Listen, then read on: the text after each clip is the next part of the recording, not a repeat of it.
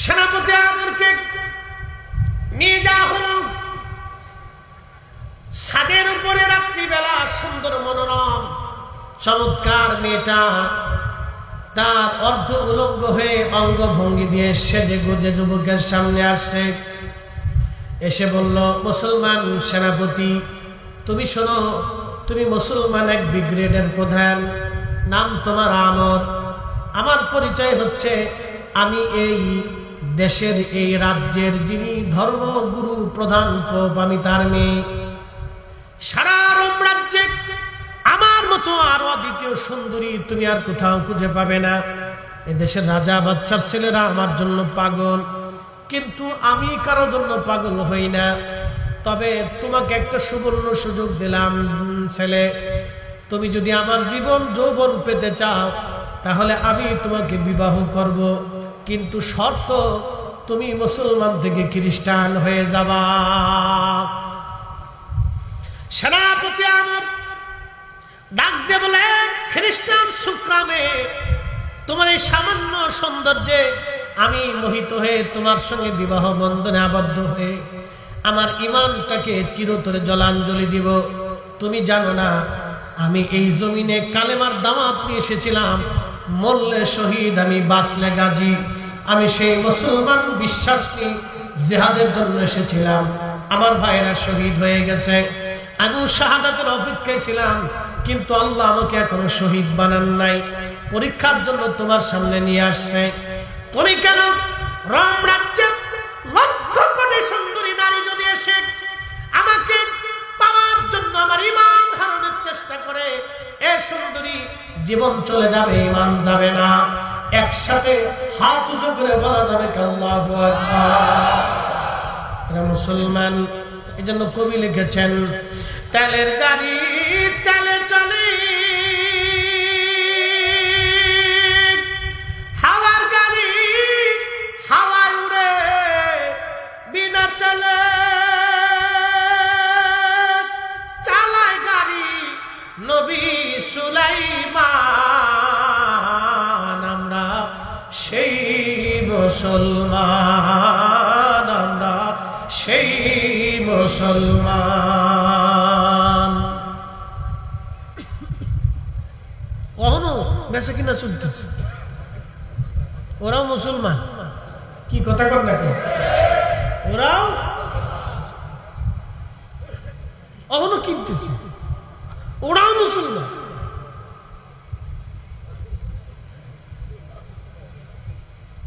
ওরা মুসলমান। ভোট দিবার গেলে 500 টাকা ভোট বিক্রি করে দেয়। কি কথা কর না, 500 টাকা ভোট বেচে দেয়। 6 জনের কাছে বেচে। কয়জনের কাছে বেচে দেয়? কয়জন রে? একজনও দেয় না। ও জায়গা মতো মারে কিনা, ওই টাকা দিয়ে বিড়ি খায়, চানাচুর খায়, চা খায়, ও যা খাবে সব হারাম। কি কথা কর না, ওরাও মুসলমান। উচিত কথায় মাই বাজার, গরম ভাতে বিলাই বাজার, ডাল ভাতে কুটুম বাজার। মনোযোগ দিয়ে সেনাপতি আমর বলতেছে, শুকরা মহিলা, জীবন চলে যাবে তো ঈমান চলে যাবে না। এই কথা বলে মুসলিম সেনাপতি নামাজে দাঁড়াই গেলেন। জোরে জোরে কিসে দাঁড়াইলেন? দরবারে গেলে কোন জায়গা দাঁড়াবেন? ওয়াদা করে যাবেন আজকে। কোন জায়গা? একামত শুরু হওয়ার সাথে আর দেরি করা যাবে? যেখানে আছেন, কারণ দরবারে তো আমরা জুতা পাই দেওয়া নিষেধ, ঠিক আছে না? সব জায়গায় পরিষ্কার, গামছা বিছিয়ে দিবেন, যায় নামাজ বিছিয়ে দিবেন, নামাজে দাঁড়ায় যেতে হবে, ঠিক কিনা? খালি দরবারে নামাজ পড়বেন আর বাড়ি এসে আর পড়ার দরকার নেই। জীবনের তোরে ঘুরে আইছে কি জাহিদ ভাই? একবারে কায়দা মতো একবারে ঘুরে আসছেন, আর পড়ার দরকার নেই, নাকি বলেন? 5 ওয়াক্ত জামাতের সাথে পড়তে হবে, কথা ঠিক কিনা? মনোযোগের সাথে কথাগুলি শুনে যাবেন। মহিলাকে নামাজ টামাজ লাগে না, এখন স্টার চলছে দেখলি চানে। হ্যাঁ, তো সেনাপতি আমর নামাজে দাঁড়াই গেলেন। কেন? এই কোরআন বলতেছে, ইয়া আইয়ুহাল্লাযীনা আমানুস্তাঈনু বিস-সাবরি ওয়াস-সালাহ।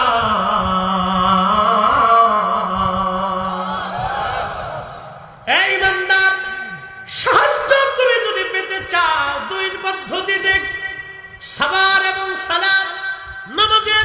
সাহায্য নাও, সালাতের মাধ্যমে তুমি সাহায্য নাও। নামাজে দাঁড়াই গেলেন, নামাজ পড়তে লাগলেন। মহিলা চিন্তা করলো, বেটা কত যুবক দেখেছি আমার এই সৌন্দর্য মোহিত হয়ে পাগল হয়ে গেল, আর তুমি একজন মুসলমান শুকরা, আমার এই সৌন্দর্যে পাগল হবা না, দেখি কত সময় চলে।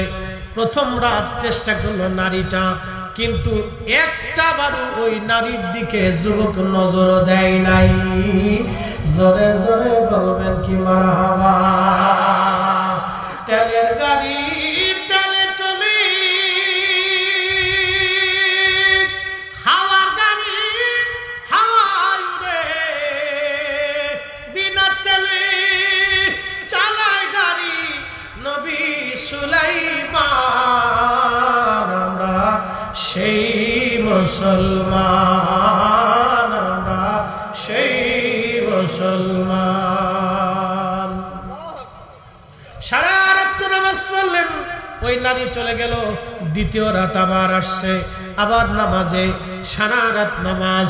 মহিলা বলতেছে, দেখি যুবক কত সময় তুমি নিজেকে কন্ট্রোল করতে পারো, নিয়ন্ত্রণ করতে পারো। দ্বিতীয় দিনে নামাজ, 1 সপ্তাহ চলে গেল নামাজ, 2 সপ্তাহ চলে গেল নামাজ, 1 মাস চলে গেল নামাজ, 40 রাত চলে গেল নামাজ। একটা বারের জন্য ওই নারীর দিকে বাঁকা নজরে এই যুবক সেনাপতি আমার তাকাই নাই।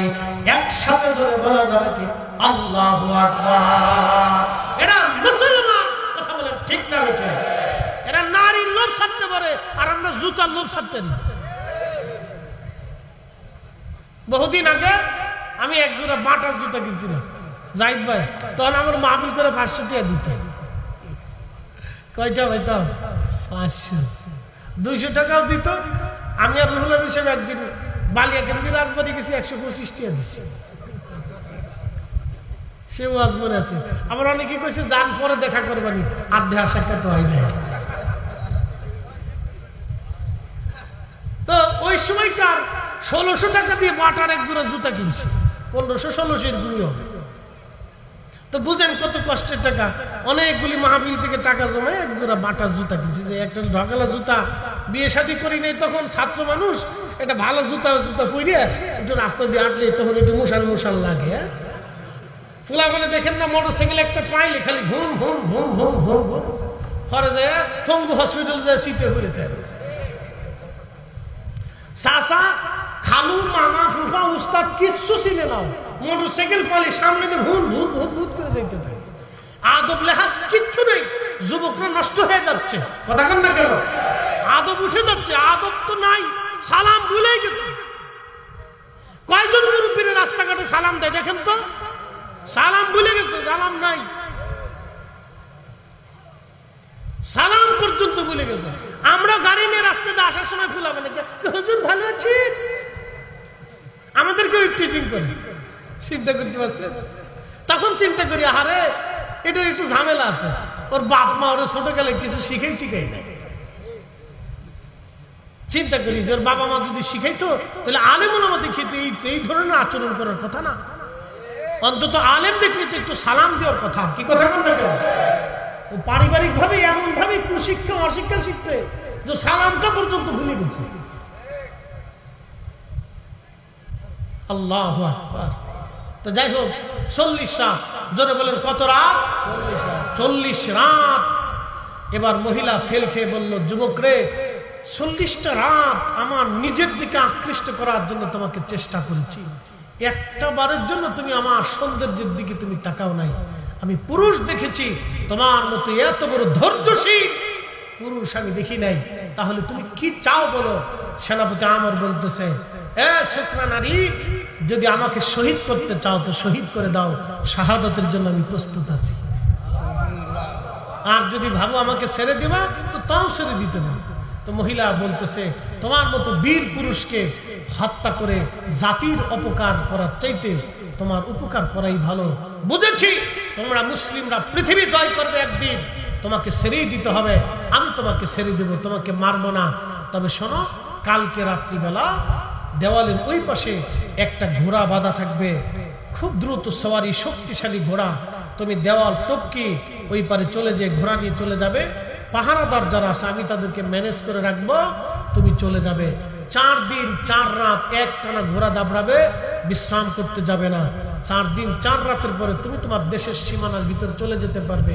চলে যাও, তোমাকে ছেড়ে দিলাম। একসাথে বলবেন না আল্লাহু আকবার। দিন পর্যন্ত কাজে লাগবে, জান্নাতে যাওয়ার পরও লাগবে। কথা বলেন ঠিক কিনা?